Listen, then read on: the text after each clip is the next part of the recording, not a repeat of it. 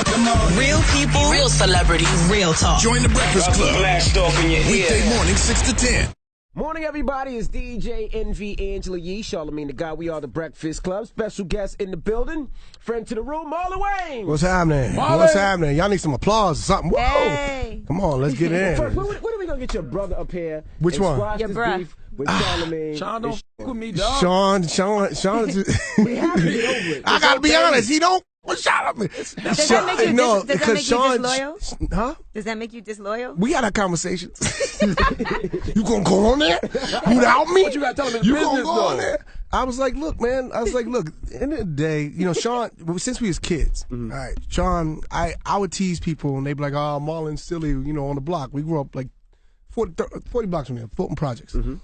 So you know, be like, "Oh, Marlon's stupid." Sean would say something, but Sean would go a little lower, and dudes be like, "Yo, I'm fucking him up." Right. Yo, Marlon, he can get with that and Sean, I'm fucking him up. Right. So Sean, you know, Sean got in massive fights. Sean got like, they think, you know, he got anger issues. So, you know, he don't want to come up here because he's like, yo, if he say the wrong wrong thing, I'm just saying, I'm too professional to want to go up there. I'm a peaceful guy, so let me be peaceful. And when y'all first met, you know, you came at him. Sean's a funny dude. You can't come at Sean like that. Yeah, He's I thought he was playing footsie with me. So I was like, what's wrong with you, yo? What's wrong with you? He did. He jumped up. He jumped up. Like, what's your problem? You maybe have misinterpreted it. No, what happened was You do have him paper towel on your no, forehead. but that's I part don't of my want you to- style.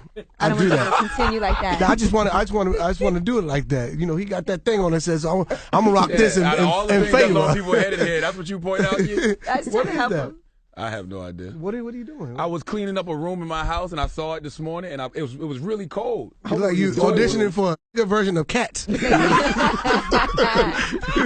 it was warm, so I just put it on. No, Sean, he'll come on one day, but I don't know. He'll still cooling off. You know, Well, I'm glad. I learned over time. I just gotta let Sean, you know, be Sean and I be me, because otherwise, you know, I don't know. We're just different, and that's okay. Now, that sweater S-curl. What's going on, Marlon? It's sweat, man. I'm got the sick. flu. He said, I'm sick. Oh, okay. I Yeah, don't- something going around I bad. ain't got no S curl. S curls played out. I don't do the S curl. You think if I did the S curl and this happened? S curl, real curls happen. This look like some rat hair with gel in it. I don't know what this is. I wish the S curl was a lot prettier than this. Now, you was talking I about... used to have an S curl, For real? but I only put Oh, it in. yeah. No, I thought that was Sean that had it on when he was DJing. No, that was me. I put it in for like 5, but only for like 3 minutes, because that's when you look like you Dominican. You gotta fool people, because you are Dominican. You got to put on some white jeans. And no socks. Charlamagne, you wanted some white jeans. Stop it. That's I ain't want no white jeans. What happened was we went to a store, and this Century lady was like, you 21. should get some white jeans. I was like, I'm not Dominican or Puerto Rican. I'm That's not wearing no not white what jeans. happened. Now, you was talking about clowning people now, and Yeah. you facing a lawsuit because you clowned No, I somebody. won He that. already beat Oh, that you won I lawsuit. won it, man. All right. Got thrown How out. you get on somebody for clowning? Look, it's like if I tweeted a picture of you with that. Why are you wearing that? God, thank God I ain't high, because I'm like, yo, this dude, he got the hat. Why the hat though? No, but I won. The dude tried to sue me because I took a picture of him and said he looked Like like. Cleveland Brown. And if you look at the He picture, looks just like Cleveland Brown. that's all I had to say was Your Honor. Look at him. And you the know, and I judge was is like, he does. he do kind of look like him though. Like if they did the Cleveland Brown life story biopic, he's definitely gonna play He him. should But have is that something you capitalized got to on worry about though? Because you're a comedian. You like the clown. You've been doing it for years. So it's like now, it's like you got to be cautious. Like, should I post this or should I not post You this? do got to be cautious, because the reality is, you know, it's financial terrorism. But he was just looking to go, I want to get paid. Yo, I'm on this set. It was foul because I actually upgraded him from like a regular extra to be like a featured extra in the scene, because he looked like Cleveland Brown. So I was like, yo, Cleveland. And he got airtime. You understand? For an extra, most extras you just walk by. And as you walk by, you be like, yo, that's my eyebrow right there. Yeah, I did But that for in you Ride to- Along. 2 seconds. Yeah, I did. I was a Was you cop. really? Yep. Walked right in front of Ice Cube and Kevin Hart. Now I'm going to find it and vlog it. And I'm going to snap it and tweet it out. Don't sue me. Yeah, but it's financial terrorism is what it is. And I didn't do nothing wrong except for, because I'm not one of those dudes that, you know, I'm not mean to people. I'm a loving guy. Anybody's that ever worked with me, I'm professional. I'm cool. I'm sweet. I don't start trouble. I just have a good time. So I want it. It costs money though. Yeah, it still costs money. Gotta pay lawyers. But I'd rather pay the lawyers than pay him a dime. I was like, you know what? Then we're just gonna have to. I'm just gonna have to do what I got to do. But I'll pay the lawyers. I'm not paying you a dime. Can you counter sue? Huh? Can you counter sue? For what? For his afro? Sue. I could sue the Cleveland show, but I can't sue him for nothing because he ain't got nothing, so he had nothing to lose. So, he's still in a lawsuit with the other people, with the movie company. But, I mean, it's one of those bogus things they're going to throw out. That's what I feel. It's bogus. Yeah, you also said you called him the N-word, so that was part of the lawsuit. I called my daddy the N-word. I'd be like, yo, you can't say that. My daddy, I say, what's up? Hey, what's up, my dad be like, what's up, my it's love. I don't mean nothing wrong by it. I ain't put an ER on it. I'm his color. It's like, what? It's a term of endearment. I'm not one of those guys that have big hang-ups on it. You can't do anything, though. You made fun of that woman dancing, Delta, and people got mad at you for that. I just need to stop tweeting on Instagram because apparently it gets me in trouble.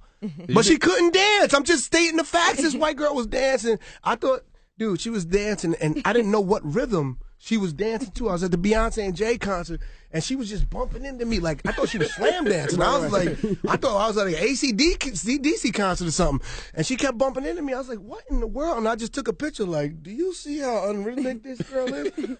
Come to find out, it was like this big star over in Australia. I was like, and they was like, oh, you're foul. All these Australians came at me like, you foul, you're racist for saying that she can't dance. I was like, no, I'm not racist. I'm real. The bitch can't dance. Did you ever think the game was going to get this sensitive, man? Very sensitive. You can't have an opinion. You can't offend nobody. Look, the world is sensitive, man. The world is sensitive. And I would never thought that jokes would, look, when growing up in the projects, you crack jokes. Sometimes you meet the sensitive bully, and you're going to have to, me and Sean would have to protect ourselves. Like, we would jump the bully because it was like, I'm not backing down off my joke. No, I'm not taking it back. I'm not taking the joke about your mama, sucking penis in the hallway back because that's what she was doing. So, but nowadays, man, if you look at what's happening over in, and sometimes jokes go too far. If you look at what happened over in Paris, sometimes some people are very sensitive. So you got to be careful. Did you watch the Golden Globe Awards? Nah, I was on the stage. Okay. Some people were offended by the Bill Cosby jokes that were in the opening monologue that Tina. Were they funny? Yeah, they were kind of funny. If it's funny, it's not offensive. Here's the thing. I don't remember them. I heard it, but I don't remember. It was okay. She said something about, do you put the pill in the pudding, the pill in the pot. Charlamagne said it would have been corny. Charlamagne said it was racist. For the Golden Globes, and Tina Fey is edgy, is funny, but that's like, who hasn't done that voice so many times? But him doing it with the things, like, there's so many Bill Cosby jokes. Right. Everybody got a Bill Cosby joke right now. I got 20 minutes on Bill Cosby right now. So, everybody, it's our right as comedians to express and talk about, any given topic. We should not be afraid to talk about anything. What's cool about y'all show, y'all just talk about it. You a troublemaker, but you keep it real. You're like, yo, this is my opinion. And I don't care what anybody says. You're not swaying my opinion. This is what I feel. It's the same thing on the stage. If you feel this way, then you got to protect it, and you don't back down. Do you think it hurts Bill Cosby, though, since he's a fellow comedian? Because they are attacking him like crazy right now. Well, I think what hurt Bill Cosby was I don't think he ever really embraced this generation. He never really embraced being a rapist. He's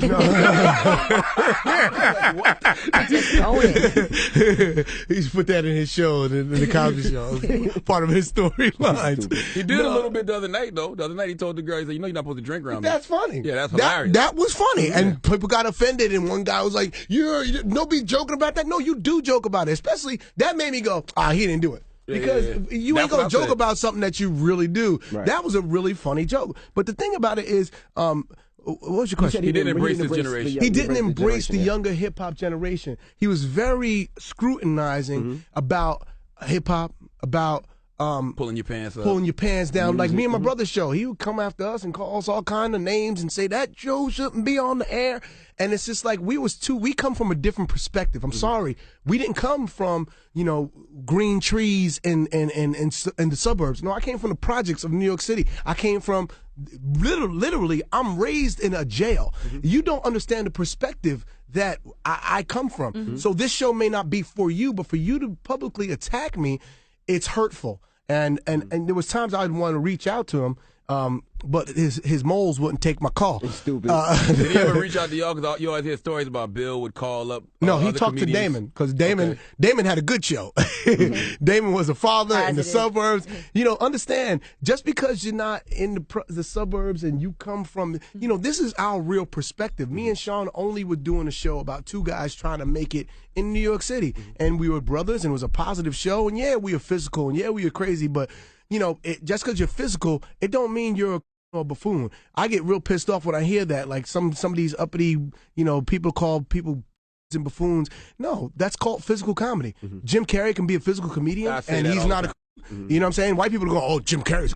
He's a cartoon. Jerry Lewis, is he a or is he one of the greatest comedians of all time? No, we shouldn't jail ourselves. We should allow ourselves to go, you know, we're physical comedians, and the guys that preceded us to call Step and Fetch and those guys, my brother Keenan taught me, to call them buffoons is spitting on their graves. Because if it wasn't for those comedians, if it wasn't for those pioneers, we wouldn't be here. So for me, I take my hat off and I respect them and I thank them for paving the way for me and mine to go do it. So if you don't like what I do, take it to the next level. But Mr. Cosby, I just think could have helped by being a little bit more embracing the hip hop culture. Why do you think the black audience takes itself so seriously? Like, it's certain things white comedians can do, like joke about gay stuff, or like do the physical comedy, and it's cool. But when black comedians do it, you're gay, you're selling out. I just think I don't know. I think slavery messed us up. We got scars, man. We just want to be better than we used to be, and we want to be above things, above the grade. And I get it, but in order to get above the clouds, you got to fly through them, and you got to talk about the real. To act like slavery never happened. It's like white people do movies about slavery all the time and win Golden Globe and Oscars. Why don't we do our own version of slavery? Why is there not a movie like a Braveheart where it's a guy that was enslaved, and I want to see the slave that revolted? Django! You know? Yeah, but from the black point of view, Django, you know. He still killed all the plantation owners and burned it down made the me kind of happy in my heart, you know. I was like, go on, Jamie. Actually, there was a role in Django. My agent called me up. He goes, he was like, there's a role in Django. I think you should consider. I was like, is it Django? And he's like, no. I was like, no, I'm not considering it. I want to be the slave to shoot people. I don't want to be the actual one going, loose shit. I don't know. You better put that gun down, Django, before they catch your black ass. I don't want to do that. I heard they're doing that Turner, though. That'd be a great story. That's what I heard. But as long as they do it right and they do it real, and it should have some gravitas and have a great director, and it should be, you know, epic film with some heart, and not just, you know, killing white people. I don't hate white people. I have no hate for nobody. I got none but love, but especially for mine, I just think that we have to get ourselves out of our own jails. We put ourselves in mental slavery, and we got to get out of it. We got to appreciate and embrace everything that everybody's doing successful, you know, because that leads to more success. You know, I see people out there hating on Kev, and I'm like, I'm proud of Kevin. I go to his movie premieres. I'm happy for him, because anybody black that's doing it, that's being successful, you applaud them and you support them. Now period. let's get into some of the stuff that happened with Sony, with the leaks and with the interviews. Yes. What did you think about them deciding not to put out the movie because of those threats? You thought that was a good decision, or? Well, considering what happened in Paris, maybe Sony made a good decision. Right. You know, they were like, not here, because when you're getting those kind of threats, you know, I think you have to. It's on them as a company to have to protect the public interest. So it's not just their interest, because they're already blown up. All their business is in the street. So now it's about, look, to have people threaten to blow up movie theaters and stuff, you know, it's a choice that you got to make. I think freedom of speech is something that we as America, that's what sets us apart from more than any other country, is that we have freedom of speech and expression, and that we fight for that. But at the same time, you know, you do got to be aware there's some crazy people out there nowadays. And not only that, you saw the Sony execs talking crazy about the actors and actresses, Kevin and everything. Yeah. Is that one of the reasons you decided to do things like Haunted House on your own? Because you know that's how they think of you? No, I know that's how they think of me, but, you know, you can't get mad about that. Look, man, when all this stuff came out, I was like, yo, that's what people do on emails. If I read y'all email train, you know how much y'all be talking about everybody? Yeah, Lord, I love to read yours. Well, my God. I don't do that on email, though. I say that. I call people. I'm very aware of what I put. But that's Because you're smart. We'll send each other pictures though. Like, Yeah, you'll we send me do a make picture fun of of somebody, people a lot, and I'll yeah. just laugh back. But I delete all those text messages. 'Cause I don't, but I want to ask you this. But now, you Kevin, can't. I can't be mad at their corporate culture. No, you can't. You have to talk about business in a real manner and talk about harsh. things. Hey, maybe Kev do like money. He's everywhere. Now let's talk about Kevin Hart and what happened with him for a second, because one of the issues they had with him was they didn't want to have to pay him extra to tweet and Instagram about the movie that he had coming out.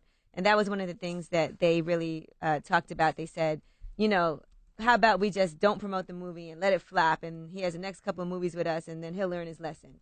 Do you think that when you sign on to do a movie and they said they paid him millions of dollars, that should be expected, that you tweet and use your social media to promote the movie, or you think that's a whole separate deal you should get paid for? I think it's. I think that it depends on the case. Like you know, like in my case, it's different. When I go promote my movies, you know, I go do it because, you know, I own a big part of my movie. So, yeah, I'm going to do that. But even when I don't own the movie, you know, I think I personally, I work in as much good faith as I can and go, you know, if they pay me X amount of dollars, I got to go out and promote it. It's kind of a package deal. But with Kev, it's a little different because Kev's brand is, you know, he has a huge social media following. So I think his personal opinion of what and his people's opinion was different than, you know, the studios and mine. But he's entitled to think that. He's 10 million people on Instagram. He has, you know, 15 million people on Twitter. I mean, that's a lot of people. And so I guess, you know, he has a business there. So, I mean, that's on, I don't know his pockets. For me, when I go do it because that's what my understanding is. And that might be something that people have to think about too. Like if you have people in your movies, maybe you have to tell them ahead of time. Is that something that should be in contracts? I tell people all the time, look, if you're gonna be in one of my movies, I would like for you to promote it, promote it. Yeah. I don't want you. You don't get paid to be in a movie. You get paid to promote the movie. Being in the movie, that's the fun part. To promote the movie, when I go on a 30-city tour and I don't sleep for a month and a half, and I get up and I do radio from 5 o'clock in the morning till 6 o'clock at night, I get on a plane, I go to this basketball game, I'm tired as all hell, I get to the room, I sleep for a couple of hours, I wake up, I go to the gym, I get up at 5 o'clock in the morning, I repeat the same thing, fly to a different city. That's the work, and that's what they pay you for. So, you know, it's just the perspective. And like I said, I don't think Kev is wrong. He's in a different position. He does movies differently than I do. So I'm more, as a producer, I go, this is what I expect of myself. Gotcha. Now, Mike Epps, he's playing Richard Pryor. We saw the picture he tweeted out with, I think it was Oprah and Lee Daniels, I think. It definitely was Oprah in there. But we thought that was your role. You know, It's Hollywood, man.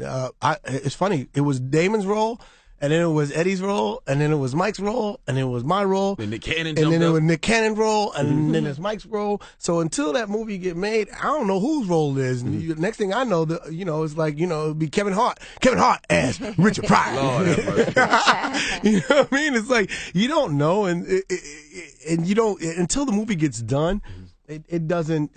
You don't. I don't accept. I don't talk about my movies or things I'm gonna do really until it's done. And when it happens, and once it's in the theaters, then, and I know it's coming out, then I'll talk about it. But, who knows, until they greenlit, until they go, look, if it's Mike, I think Mike is a formidable dude. I think when it comes to doing Pryor, I know I heard him here go, Marlon ain't real enough. And Marlon ain't real enough to play Richard Pryor. I was like, I don't know. I'm sorry, Mike. I'm not that method, But then again, people was like, you gonna let him say that? I was like, Mike had a blunt in his hand when he said that. He was high when he said it. I mean, I'm not gonna judge him for that. But that's what Mike said. Mike said you ain't never sniffed coke with him. He said he offered you a line one time. You told him no, so he was like, he ain't really. Yeah, but Richard Pryor also sucked the dick. You gonna do that? There's a point where you just go, okay, that's enough method. That's enough method. Not that there's anything wrong with that if that's what you want to do, But I just think that If Lee Daniels has directed it, they definitely gonna show whoever is playing Richard sucking it.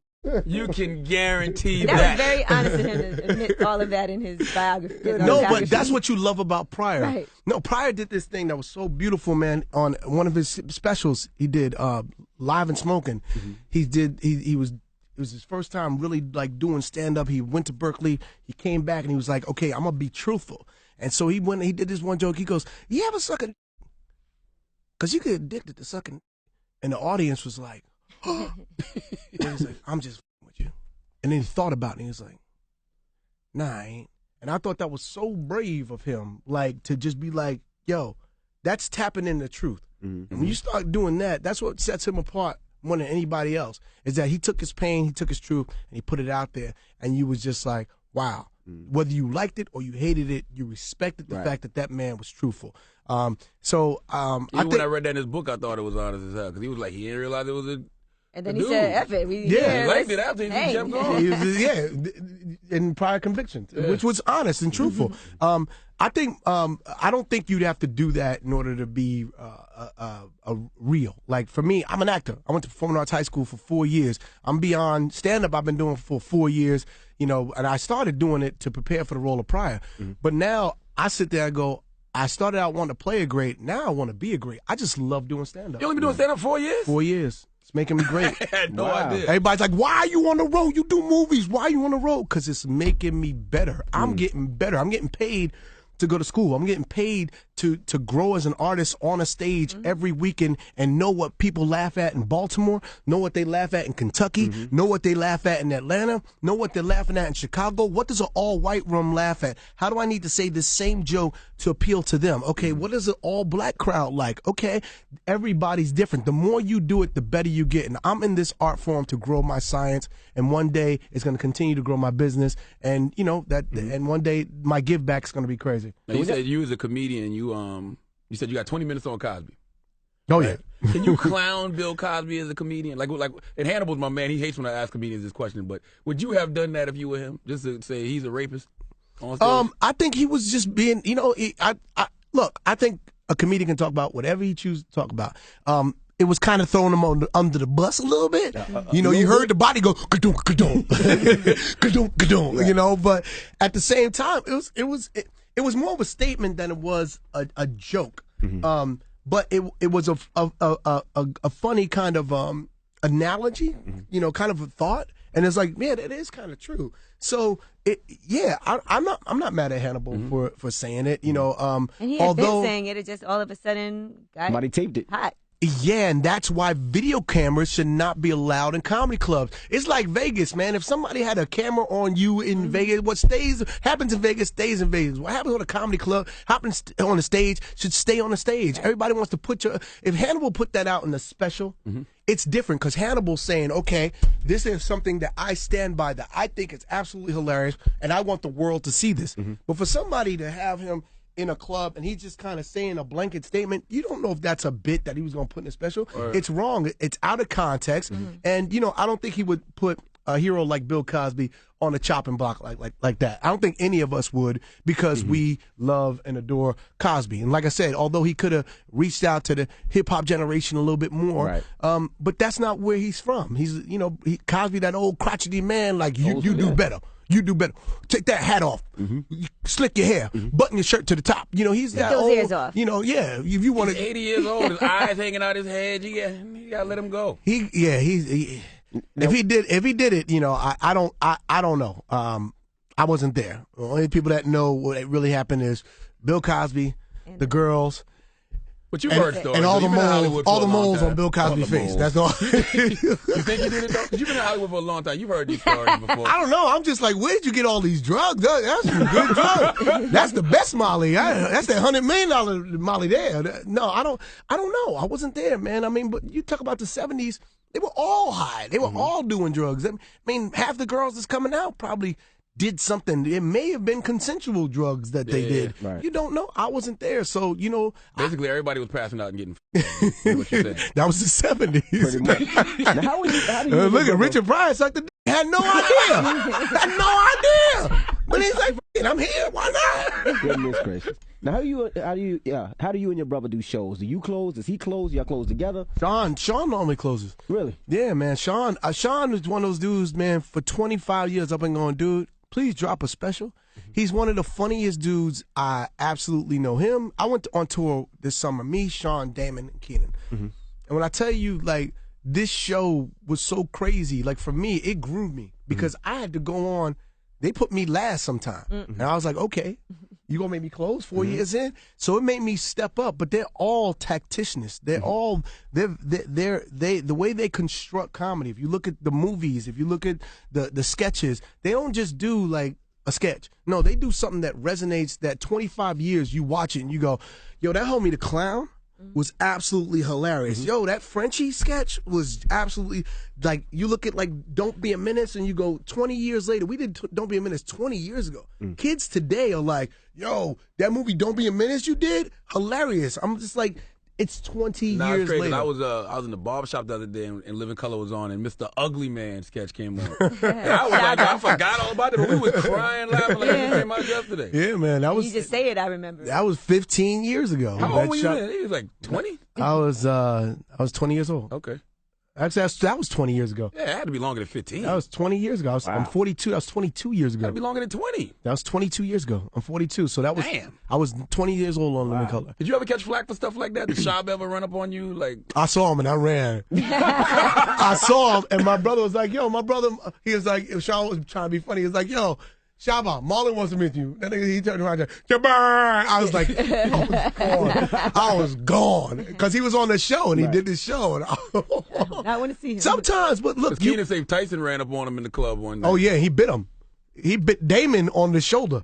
No. Yeah, on the shoulder.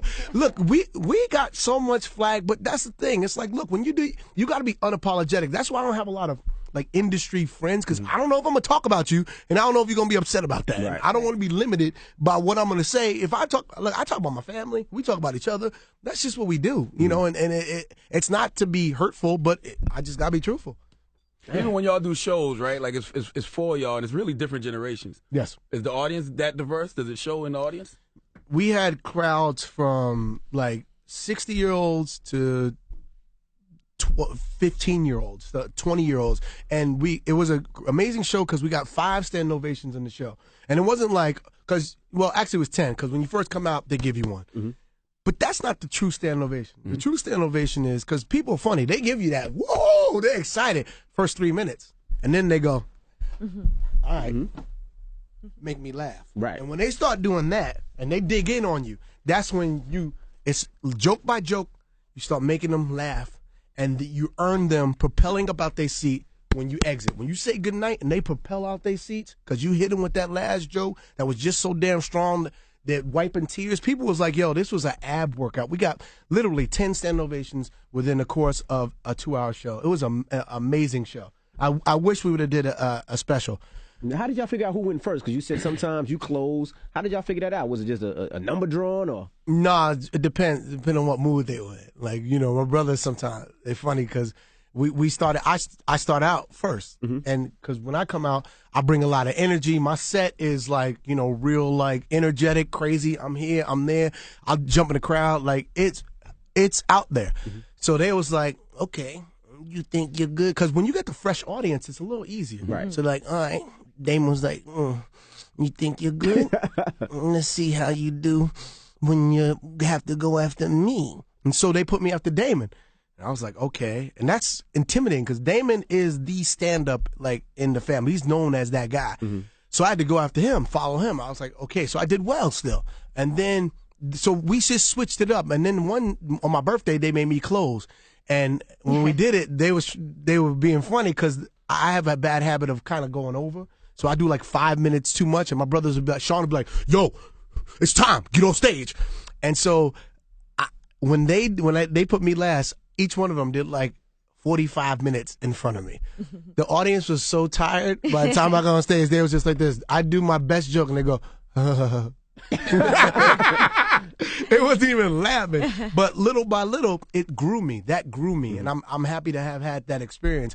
And those tough lessons are the best lessons, especially when they're from your brothers. What I appreciate, people are like, why don't you get in trouble? Why haven't you been out there in this? And why? Because I got brothers that love me. I got family. I'm not in Hollywood by myself. I don't get in the same troubles. When my friends get in trouble, I call them up. When Chappelle's in Africa, I try to reach out to them like, yo, holla, because I give them the advice that I know my brothers would give me. Right. Now, you say you don't got a lot of industry friends, but Pac was a real good friend of yours, and you never seem to talk about that relationship too much. But Because it was fun, man. We had a good time, and I miss Pac. Does anybody believe you when you say that now? Like young people, like you ain't know no Pac. Yeah, I just go look at them above the rim. Yeah, exactly. And then but I was like, for him to kick me on the floor like he did in that scene, that was such a great scene because that was two actors going head up. Mm-hmm. That was give and take, and it was like for him to kick me and for me to fall and get up with that humility, like I want to fight you, but you the man, I'm not going to do that. Yeah. That was a great scene. Like, people on set was like, yo, what's going to happen?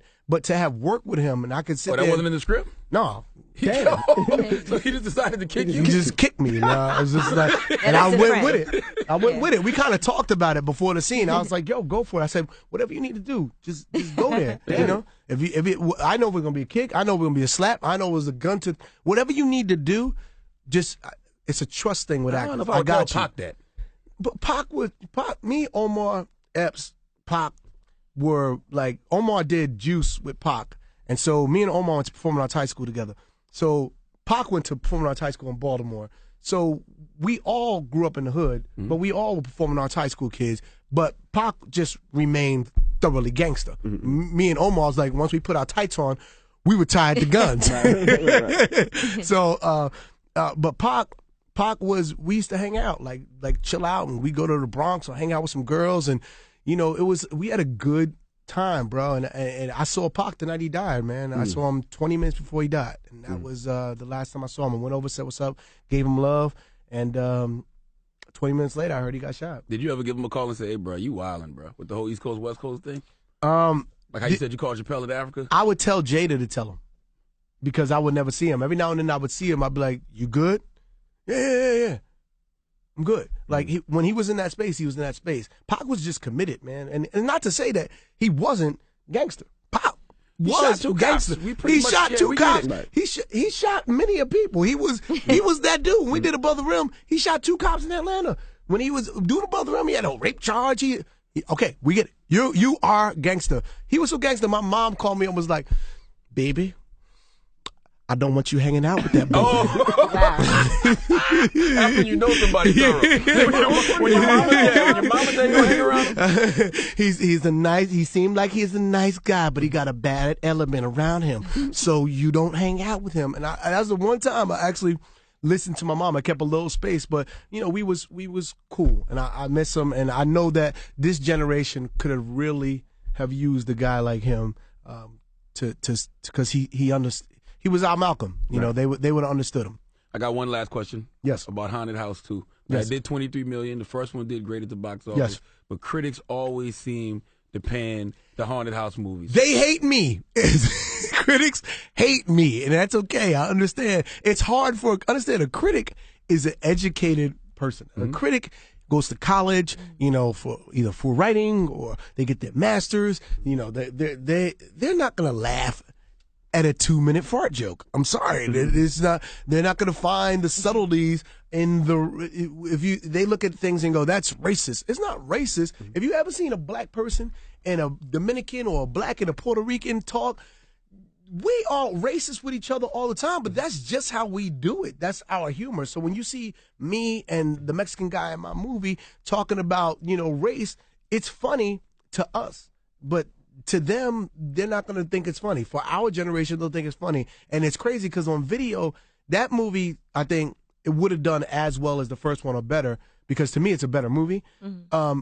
If we had a better release date. Mm-hmm. There's so many things involved when you release a movie.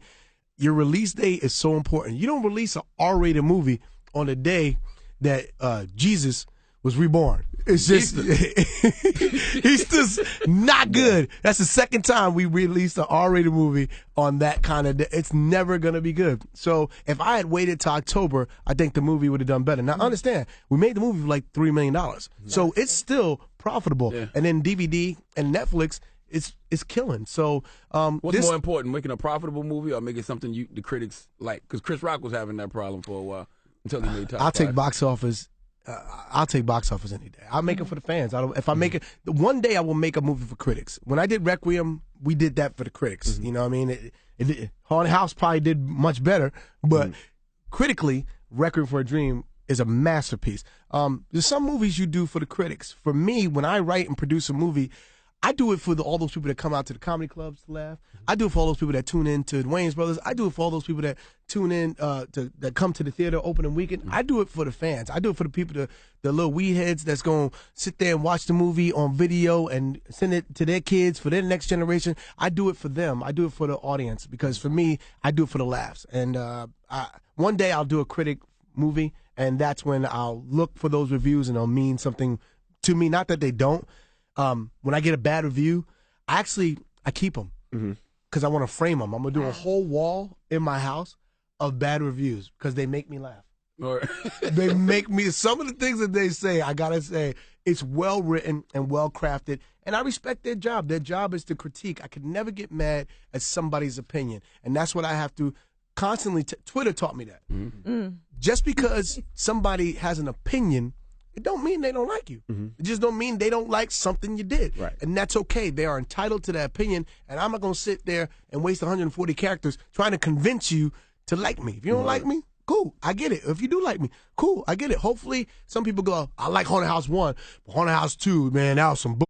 I'm like, okay, well, I thank you for seeing Haunted House 1. I'm sorry you didn't appreciate Haunted House 2, and maybe you'll really like Haunted House 3. So you're doing the third one? Eventually, yeah. Okay. Not right now. Right now, I'm actually putting together a movie, hopefully with me and Mike Epps. I want to do a movie with me, Epps, Rock, me, Epps, Chris Rock. I want Dave Chappelle, if I could just find Bigfoot, and Kev Hart. I want to put together, or a cast that you just go, because I look at the interviews and I look at those movies that they do with Seth Rogen and them, and I see how they put all those people together, and I go, I want brothers to start working like that. I want to see, I want to see that. I want to see what we used to see in the 70s when Pryor and when Bill Cosby and Sidney Poitier and all of them be in the movie together, and you go, oh man, that's awesome. I want to put together something like that because I think our generation is so in our own pocket that, I think it'd be a great message to the next generation to see us all work together. Your title of that. I don't know if that'll work. Actually, that's a great title. Everybody. All right, well, you can see Marlon and Shawn Wayans at Caroline's. That's going to be this weekend. It's Martin Luther King Jr. weekend. So that's Friday, Saturday, Sunday. And you can go to carolines.com for tickets. Y'all go check out 7:30, 10:30, Saturday, 7:30, 10:30, and Sunday, 7:30 and 10. Yes, support black films. Go check out my boy Kev Hart's movie Wedding Ringer too. But after that, come see us at Caroline's, New York. There you have it. It's the Breakfast Club. I'm gonna get Sean in here, but you can't play footsies with him this time. No, I ain't gonna. He said you lock feet with him like this underneath the table. He was like, "That's weird." I wish I had sandals on. He said he was rubbing on your clogs. Wow. Marlon Wayans is the Breakfast Club. Good morning.